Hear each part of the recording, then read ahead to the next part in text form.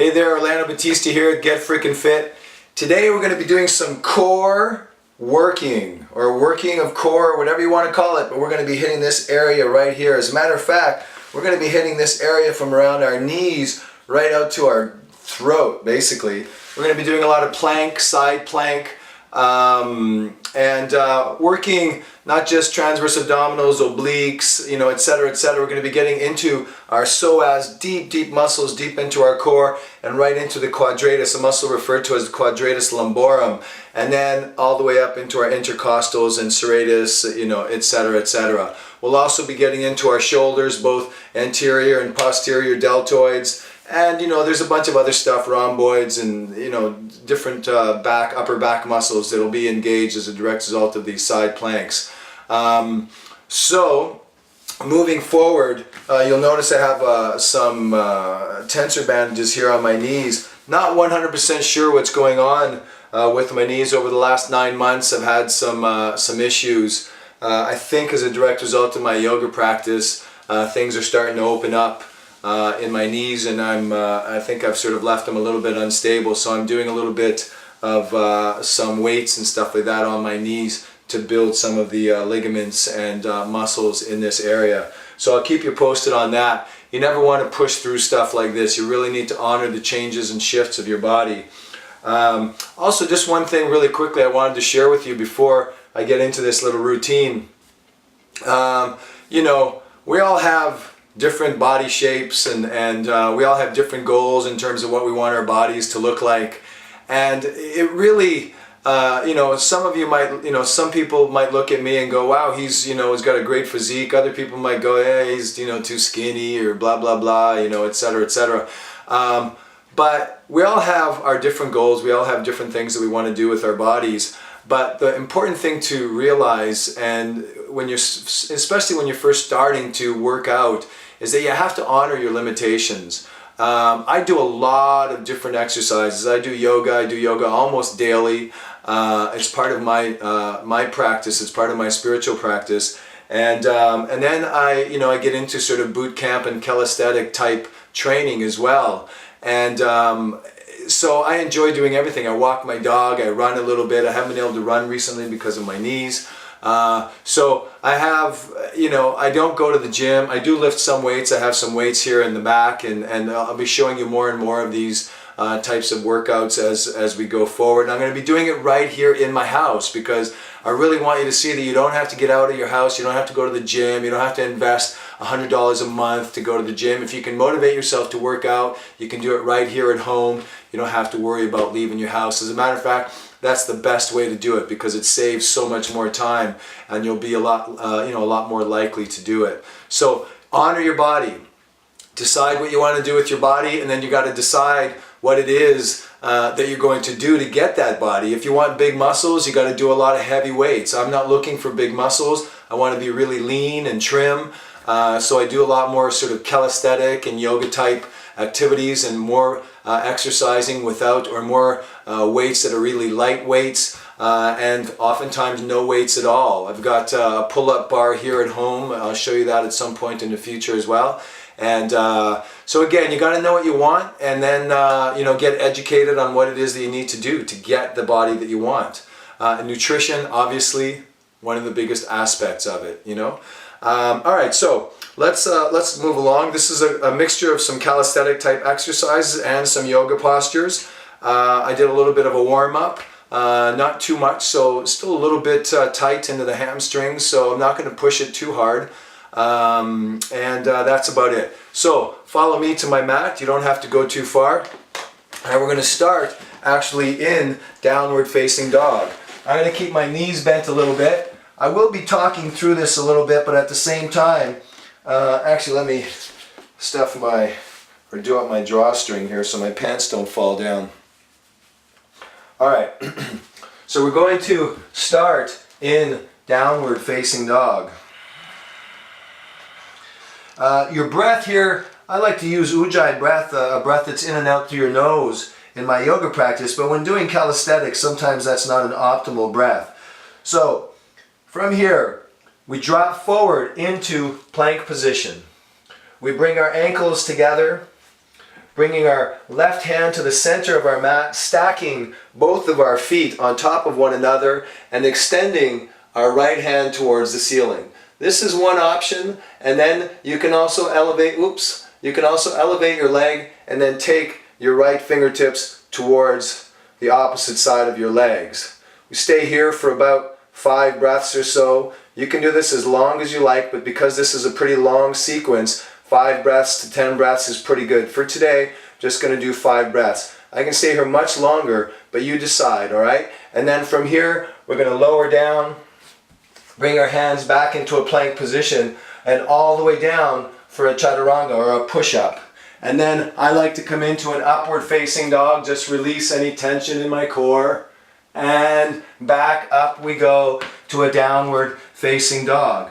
Coming back into plank position, you're going to get my back for a moment here. We're going to stack our feet once again, bring our right hand to the center of our mat, and then extend our fingertips once again. Oops, losing my balance. Extend your fingertips towards the ceiling. For 2, 3, 4, and 5. Gracefully lower your hands to the mat and you end up in plank position. Right here in plank, I'm going to hold this position for about 10 breaths. For 1.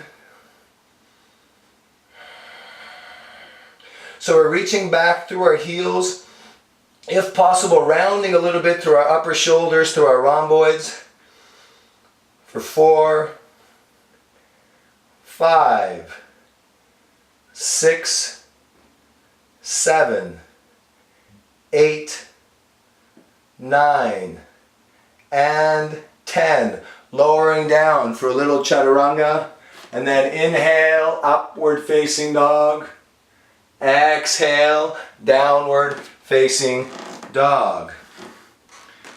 From here, we'll lower to our forearms. Trying to keep your forearms parallel to one another, and then walk your toes in towards your elbows as close as possible, just opening through our shoulders a little bit.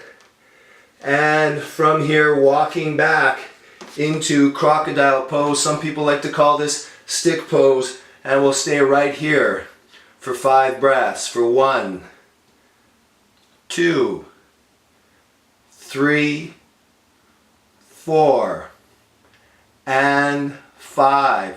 We'll pivot first of all to our left forearm, stacking both of our feet on top of one another, and again extending our fingertips towards the ceiling.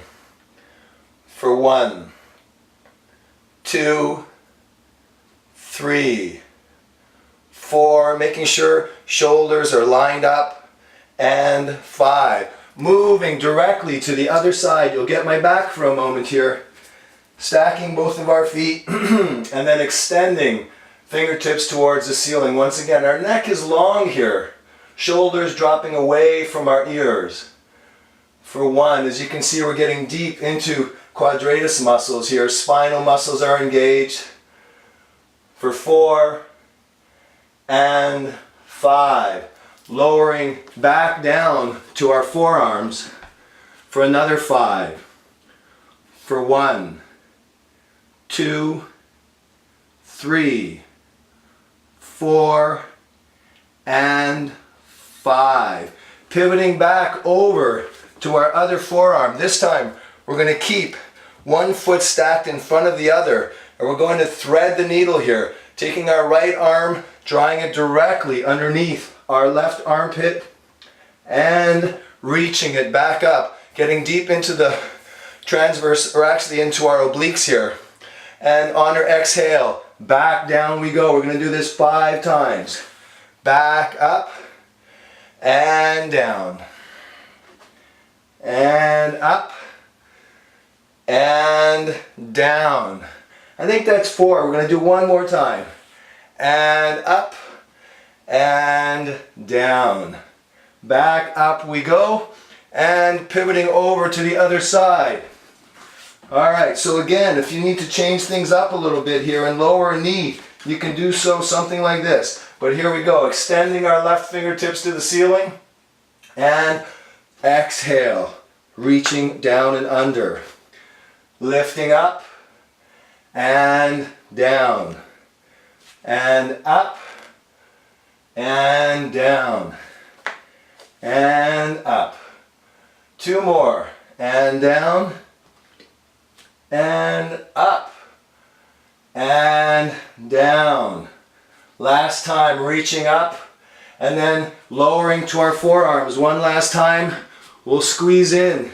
10 more breaths here. For 1, 2, 3, 4, and 5, 6, sorry, I forgot we were doing 10, 7, 8, 9, and 10. Walking our feet back towards our elbows into this forearm stand. Some people like to call it dolphin. Pressing back into downward facing dog. We'll spend just a moment here and coming forward into plank. And this is where we'll start to get into our mountain climber again. Here we go. Start to take your knees in towards your chest. But we're doing this really gracefully here. You don't want to be driving your knees in towards your chest, because every single time you do that, all that pressure lands at the insertion points of muscles, whether it's your hamstrings, and particularly here, your psoas muscles. If you drive this knee forward, every time you do that, and you'll start to be pretty tired by the time you get to this place, and core will start burning. Even your legs are getting a pretty good workout, but this is mostly core and shoulders here. And when you're done, you can just take a rest, maybe 30 seconds to a minute, maybe a minute and a half or 2. It's a pretty long sequence without taking a rest. So this is one variation of workout or one variation of calisthenics that I do. I mix in yoga postures and calisthenic type movements. And you'll notice that over the coming weeks, months, etc., I'll be adding in weights and using pull-up bars, etc. And yeah, just really starting to get ready to take things to another level with GetFrickinFit.com. Blog's going to be up anytime soon. In the next couple of weeks, that'll be ready to go. So you always want to make sure and have a little cool down after your workout. I've done a yoga class today already, or a yoga practice, and taught a few yoga classes. So I'm pretty much spent right now, and so I'm gonna have a little cool down, do some stretching before calling it a day.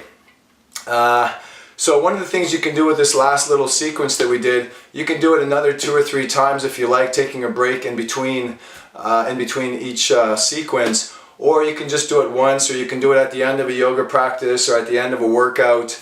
And again, you can do it either once, twice, 3 times, 4 times. It's up to you. It's, in my opinion, plank postures, any type of plank postures, are one of the pinnacle postures for developing your core. Side plank gets your side body, gets into obliques and into quadratus. So it's not just surface muscles. You got to be really aware of that. Building this six-pack is a really cool thing, but getting a six-pack really isn't that difficult if you're lean, if you're eating well, if you're eating low-fat foods and really taking care of yourself. As you start to strip away this sort of extra body fat, you pretty much, that six-pack is right there beneath the surface. So all of these, radical sort of core exercises, they're all great, but most of the people whose six-packs you can see ripping out through their shirts, or when they're, wearing these sexy little tops, it's because there's no fat there. It's not just from, doing core exercises. So you really got to get that clear in your head, that food combined with exercise and is the combination. And so be gentle with yourself, and but make sure you get it done. So anyway, I'm starting